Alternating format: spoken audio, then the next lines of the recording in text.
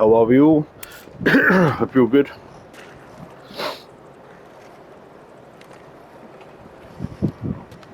I appreciate everyone watching live. Means the world to me. It's good. I do appreciate it. Just want to do a bit of skate. I think I've overplayed War Robots a little bit. It's a good game, but kind of getting too addicted to it. Needed a change.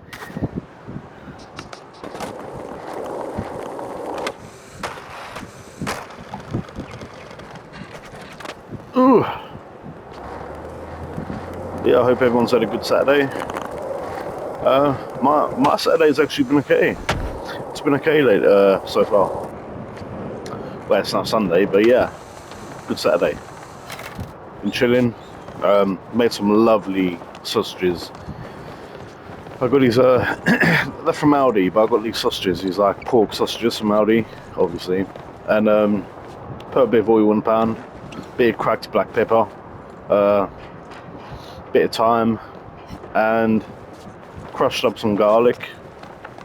Put them in. Yeah, it was good. Watched watched Arsenal versus PSG. I used to be like I've been an Arsenal supporter all my life. But yeah, I kind of stopped supporting them ages ago, to be honest.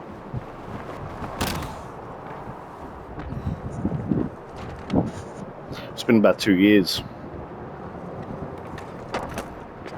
Yeah, fair play to PSG.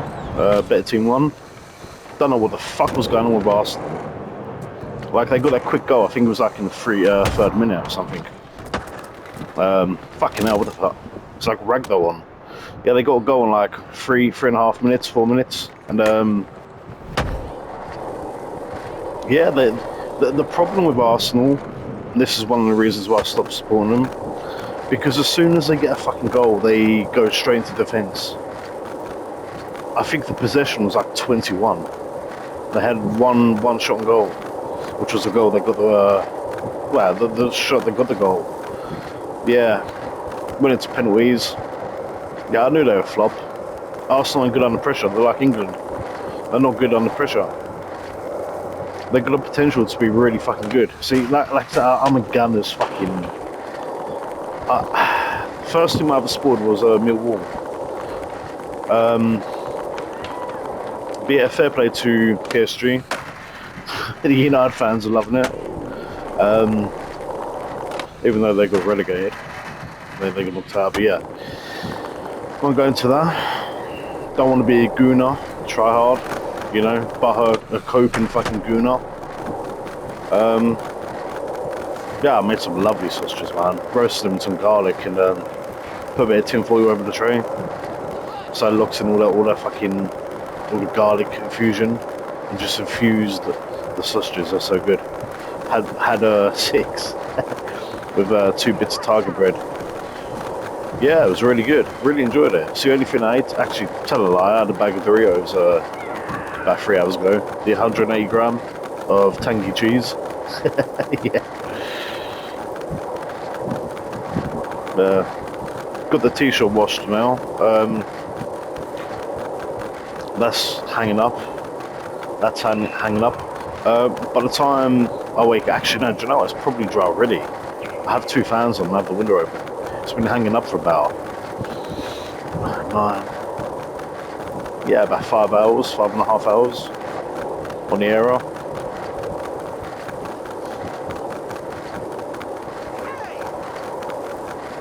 So I get that packed away in about an hour. Folding the packed. Got a courier. I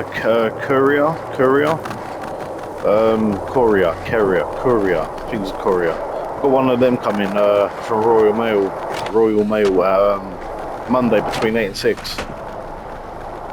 So happy days. They're gonna bring the label, so I just have to hand it over, and they put the label on. Tracking number's already been updated. Yeah, feeling really bloody good. Feeling really bloody good, actually. I was thinking, like last year. No, actually, no, I can't even say last year. But about 2 years ago, my life was pretty fucking dark. It's going to be one of these stories again where I talk about myself. I have to, because the problem is I don't really share things with my subs, and I think it's important, so they know where I'm coming from, you know? For the new ones, I suffered with like, I still have depression, still have it,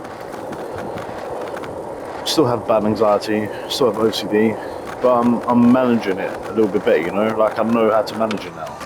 I mean, I have them days where I wake up and I feel shit, but I'm feeling better than what I usually do, you know? The problem is, like, I'm gonna mention Kim again, I have to. And yes, that is a new profile picture I uploaded. I like it. Hope you like it.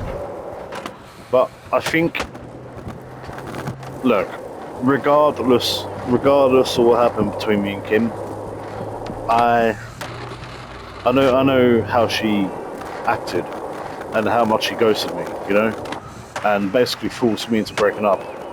Do you know what? I think if I didn't break up, I wouldn't hear from her again. Wouldn't it be crazy if she wasn't actually ghosting me? She was in hospital. She overworked herself. And the day that I messaged her to break up was the day that she was actually going to call me. Can't think like that, Dan. Yeah, regardless of what happened, I do owe her. She gave me the motivation, you know, to get my ass together, get my shit together. So I do owe her. Regardless of what happened, yeah, I do respect her for that. She really did help me. So I'm not going to be all petty, you know. But yeah, she made me get my shit together. I was pretty fucking fat back in the day. Can't lie. Depression, anxiety. I didn't go out. I think when I got with Kim, I think when I knew that we was actually serious, like shit, yeah, I'm actually gonna have to go to Korea. Plus, I wanted to go anyway. I didn't have the courage, and I didn't have the courage and shit. But I think she saved my life, and I'll always be thankful for that. You know, I can forget about the bull. I can forget about the bullshit that she put me through, and the abuse. Like, she saved my fucking life. She gave me the courage to pick myself up and go on a diet and go to the Heathrow, you know. She gave me the courage, and I don't regret going over. I do miss her a lot. Can't lie, I do miss her. I miss her when I say babe. She goes, babe. I miss that. I miss the way she goes, where's my vape? She would put her vape down and she would forget about it. Yeah, there's a lot of things I miss back in, you know. I miss. Do you know what I miss? I miss having that someone. You know, like no matter it doesn't matter like how shit that you're having. Like, you know that you have someone that loves you and doesn't care about how you feel, like how you look at me. I would say how you feel, but in my previous video I said I used to try and talk to her and she would just brush me off or just ignore me. But I think I needed someone like him. I've learned a lot from her, you know. It wasn't all doom and gloom. I mean, she made me realize that in life, to get respect, you have to be a somebody. You have to be a somebody, you know. She just made me realize that. Like, she's like,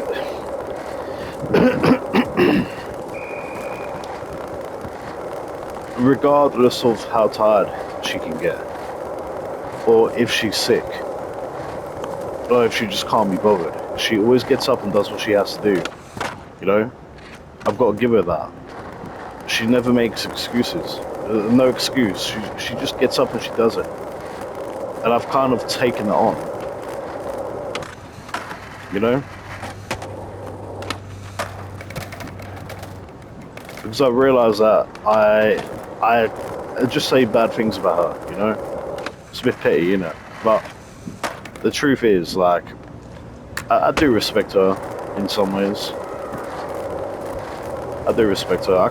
You can't just hate someone. I don't hate her, you know? I miss her a lot. But at the same time, you can't be in a relationship with someone. You can't be with someone, and rather than just having the courage to say, babe, I'm not happy, I'm sorry, so I don't feel like we're gonna work anymore. I'd rather that than her just vanishing. You know, it really fucking hurts. It really hurts. It makes you question yourself a lot. It makes you question your own character, you know? You question it. And I've changed. Mindset, I've changed. Because I realise that, like, let's be real about something here. I have no income. eBay's just started to take off a little bit. The old me would have freaked out. The old me would have fucking freaked out. You have no idea. I'm doing really shit again. I'm not trying people. But since I've come back from Korea and what me and Kim went through, you know, what we went through, and seeing the family, you know, spending time with her nieces,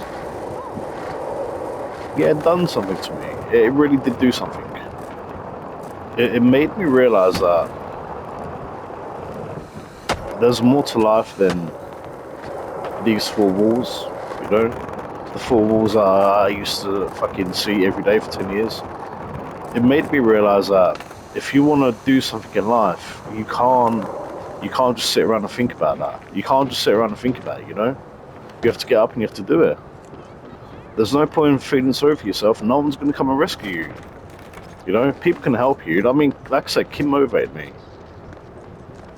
So you can get people that can do that for you. I think what I'm going to say is, if you're very lonely, if you get this far and you're really lonely in life, yeah, and you've been single for quite a while, and you don't have any confidence, and you just want to be with someone who's going to make you happy, you know? You want someone who's going to make you want to get up and do stuff with your life, you know? I'm going to say it, and I don't really care if people think I'm a loser. I don't care. If you're one of them people, why don't you just go on a dating app? It doesn't have to be like a dating app. Like, you can, there's other apps like you can talk to people, you know? Try and find someone who's actually going to get you, and you have that connection with. Because let's be real, when you've been lonely for a long time, there's nothing better than having them butterflies, you know? Like when you meet someone, you get really close and you spend all night talking on the phone. It's a beautiful feeling, man. And it's exciting because you don't know where it's going to lead. See, with me, 9 times out of 10, if I want a woman, if I want a female, I know how to get them. I'm not trying to be a dick, I'm just saying, because I know how to talk to women. I know how to speak to women. It's taken years of experience, you know. I'm not saying I'm like what women want, nothing like that. I've always been good with talking, you know. I know what to say, I know how to be. But yeah, if you're one of these people, like, you went through what I went through or similar, go on like a social app, you know. Take a really nice picture of yourself, write a good introduction, you know, and just have a look. Now, I'll be honest with you, I've met 2 of my Korean exes on dating apps. I'm a man, I don't care. People do it all the time. No one really goes out and asks someone on a date anymore. You know? So you have to work with what's available, you know? I met 2 of my exes on dating apps. I'm not ashamed of that. The 2 times I've been to South Korea.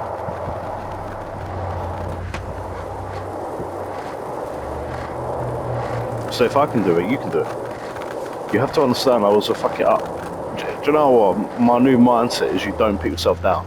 That you never run yourself down. You explain your situation. The fuck? You explain your situation in a respectful way. Because you have to respect yourself in life, man. Like, you can't expect people to treat you good if you can't even treat yourself good. I've realised that. But I was in a very dark spot, and yeah, twice a Korean woman saved me. I'm just being real. But it was different this time when I went to Korea, you know? Very different. I was 26 when I went to Korea last time. No. I was 24 when I first went to Korea. 24. First time I ever left the country. Yeah, I was nervous, man. But I think what made a difference is, okay, so let me tell you about my other Korean ex. She used to work in Piccadilly. No, it wasn't Piccadilly. Where was it? I don't know, but it was somewhere in London. She was working in like a female, like a Korean female hostel. She was over here for a year. And the first night I called her up, and she went outside. She was in her pajamas. So she was standing outside. And yeah, we were just talking, man. We were just talking. And I said to her, "Why don't you want to meet up?" She went, "I'm free next week." So I went to London, central London. And yeah, we spent the night together, went for a beer. We went to, I think it's the International Hotel. I think that's what it's called, that big one, central London. And next day, went to the train station, got a train home. Then like 2 weeks later, I said, "Babe, do you want to go to Broadstairs with me?" She went, "I go home in like 3 weeks, like 2 weeks." I went, yeah, do you want to come to Broadstairs? And we went to Broadstairs for like 2 nights. It was really good.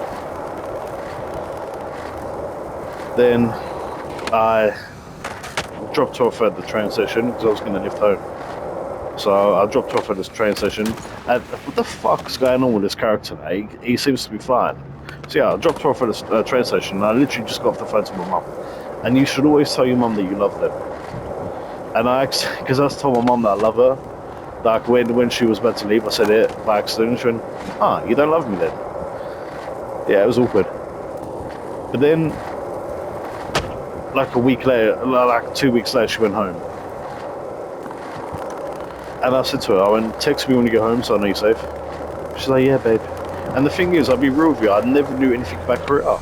I didn't know anything. But you know what really started happening? She said to me, she went, "Do you want to come to Korea?" And I thought, I didn't think I would go because I didn't think we would last. You know, I didn't think we would actually last. So I went, "Yeah, alright then." Because I thought she was just fucking saying it for the sake of it. And see, that was skill, pure martial arts. So it's This Country on BBC iPlayer, really good. That was Mandy who said that, in case you're curious. So we were talking for like another 2 months before I went over. And I remember I got my passport, and I went to Asda's in Rochester.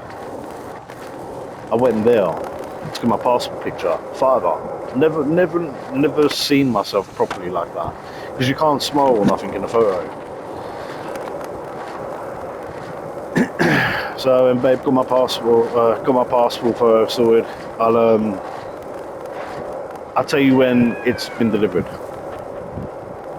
Like, if you've never got a passport before, once they've accepted, you have to go for an interview. The interview is nothing bad. It's basically just, they just want to know that it is actually you in the photo. It is actually you.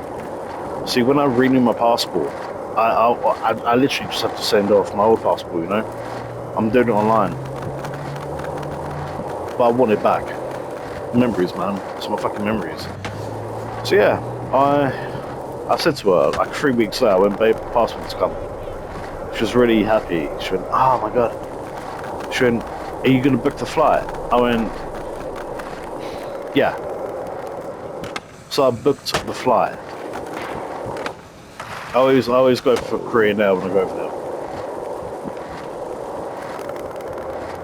And went to the airport. She saw me, she gave me a kiss, and she had 2 iced coffees in her hand. Bless her.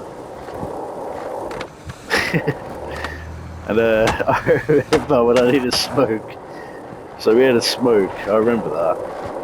And we were walking to the bus, the coach depot, and it's weird because two of my Korean exes have both bought coffee to the airport. Yeah. And I remember, it was hot by the way. I was going in September for some reason. I'm not going to September this time. I'm going in like November. But I remember she was walking with the 2 coffees because when we can have them on a coach, iced coffees.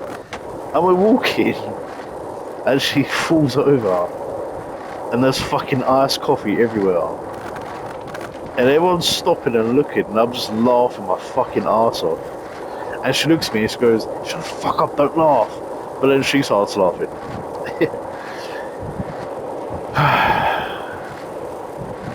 Yeah, I just thought I'd share that. Do you know what I really like? I was thinking about this earlier. Do you know what I really like? And I'm not going to sound really self-centered. Like, I like the fact that I've made an impression. There's one thing that I said in the video before I come back home. And it was that I'm afraid of being forgotten. Nothing weird. I'm afraid of being forgotten because people like me, it's really hard for us to socialize and do what normal people do, you know? And when we do things, we put 110% into it, you know? Yeah, I was afraid of being forgotten, to be honest. Yeah. And what I love is I've left my footprint on Korea twice. One in Suwon and one where Kim lived. I'm not saying that people are always going to remember. I don't expect them to. Korean people have busy lives, you know? But I like that I made an impact on certain people. And I like the fact, now I wish I caught this on camera because it would have been a beautiful moment to remember, to share. I remember when it was like a week before I come home.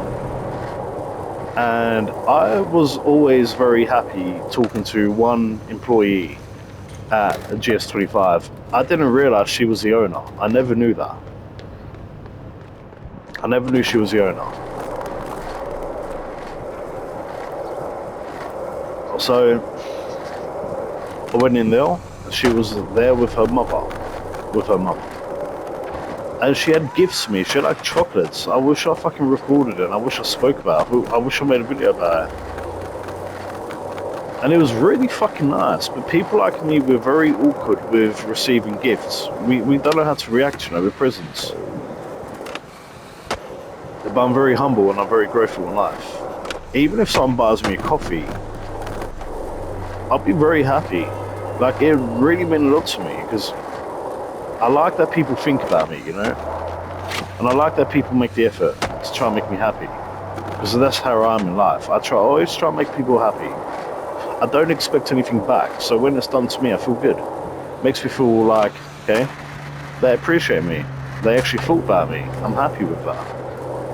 So my mum once, she was really struggling for money. And I said to her, don't buy me a present, Mum, it's okay. Do you know what? She bought me Addiction, the gold one. And I was really happy with it. And I gave her a hug and I went, I really appreciate it, Mum. I love this. You know, I love this. Thank you. And I did. I don't care about price. I don't care about what the present is. If someone's going to think about me, like, really, like my mum, she was in that shop, yeah, and she thought, oh, that one like that. Like, she thought about me. I really appreciate that. If someone gave me like a bag of sweets, like a bag of Haribo, I'd also be grateful. But anyway, back to the topic. Back to the subject.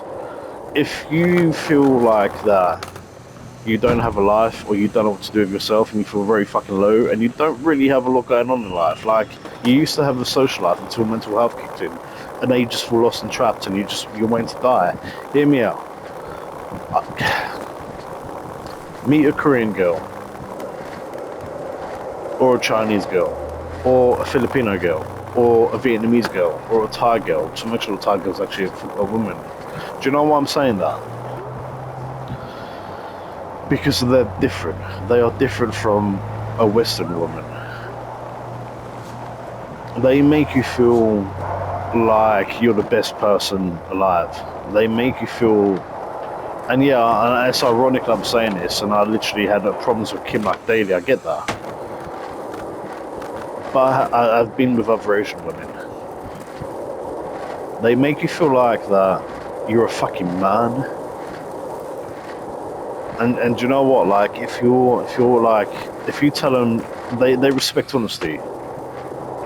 So if you say, look, I really want to be with you, I want to come and meet you, but you know, like I want to fly over, but I do suffer with anxiety. You probably will have to explain what anxiety is. They don't really know what that is in Korea. They don't really talk about mental health, but they will support you and they'll look after you, man. Like your life's not over. Like I know a lot of people, they're going through a lot of shit. This is why I'm always very humble. I always talk about my problems, but 9 times out of 10 I always say it's people that are worse situations, you know. It's people in worse situations, but my problems are personal to me. They're my issues, you know. So although I know there's people out there in worse situations, I don't know. I can only talk about what I can talk about, you know. But yeah, get yourself a good woman, man. Get yourself a good woman. There's always someone out there for you. And just because you feel shit about yourself and you feel like no one wants you, that's bullshit. You shouldn't think that way. Do you know what a woman likes? They like hygiene. They like a man who's loyal, who can make them laugh and make them feel safe. You know, do little things for them. They don't care. Not a lot of women care about money. They care about the thought. Like, even if you were kind of poor and you bought like a girl like a bag of sweets, like a favourite sweets, like every time you went out, she would appreciate that. It's like Kim. Every time I went to the store, I would always buy her favourite Haribo all the time. Like 2 or 3 fucking bags all the time. It's the little things in life that make a huge difference to someone. Difference, you know? You're going to get some women that are going to appreciate it, and you're going to get others that just get used to it. They don't really care. They don't realise why you're doing that, you know? But I hope that if you watch this, me playing bad, that you actually listen. You're not a fucking loser. There's always someone out there for you. Download an app if you have to. If you have trouble talking to people, like in person, and going and meeting someone, and you're not really into clubs and pubs, get a dating app. You got Bedu, you got Meef. Meef's pretty good. Meef is actually pretty good. MEEFF. It's free. And yeah, you do get scammers on there, but you get a lot of genuine women on there, you know, or men, if you're into that. But you do get some genuine people on there.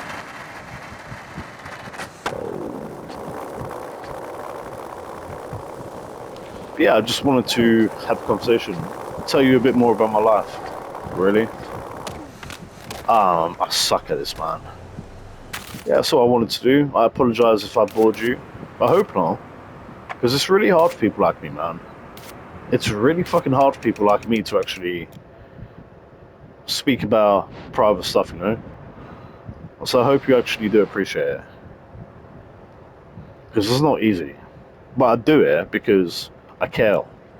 I care about my mental health, and it's good to talk about shit. And I care about men's mental health a lot. Actually, fuck that. I care about mental health in general. I don't care if you're a woman, a dog, a fucking cat, hippo, fucking whatever. They're all at the church.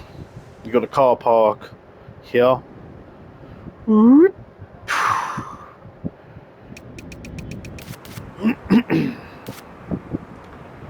Yeah, just because you feel shit now, it doesn't mean that you're always going to feel like shit. One day you're going to wake up and you're going to be like, fuck. Last year I was actually fucking in a really bad place. I wanted to kill myself, or I wanted to fucking start drinking alcohol, take drugs, and now look at me. I've got a lovely girl.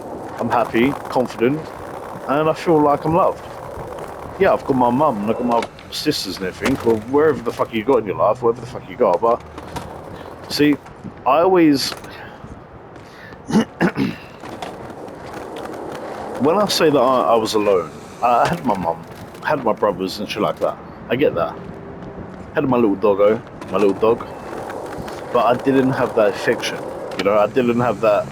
Loving your family, loving your girl are two different things. Obviously. It used to really, like, do you know, like Valentine's Day? They used to really affect me. It used to really fucking affect me, I can't lie. Need a roll of cigarette. But yeah, your life ain't over, man. Your life, let me tell you something, okay? Your life is over when you take your last fucking breath. That's when your life's over. When you take your last, unless you believe in reincarnation, your life's over when you take your last breath. Every day you get another opportunity in life. I think the way you have to see it is right now someone's dying, someone's fucking been diagnosed like they've been like terminally ill, they've been diagnosed with blah blah blah and it's untreatable.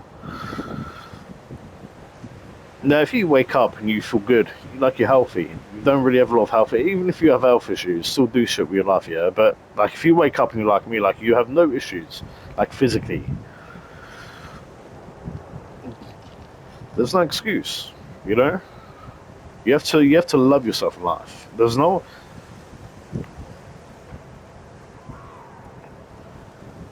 I don't know, man. I need to smoke. I need to smoke. I'm just thinking about I think the next relationship I get in, I'm really gonna try and make it last. Make it work, you know, make it last and shit. I am 34 years old. I can't. I don't want to be alone. Of course. I don't give a shit if that makes it sound weird. I don't want to be alone. Or you have a lot of love to give. I'm joking. You have to make jokes sometimes, make laugh shit. But no one wants to be alone, man. No one wants to be fucking alone.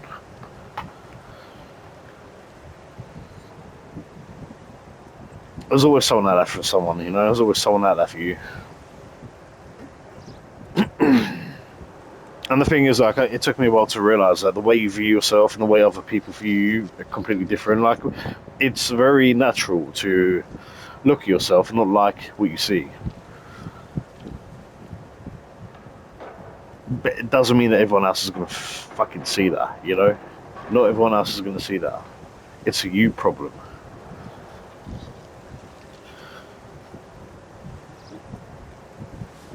I'm going to quickly do a part 2. The time is 2:47.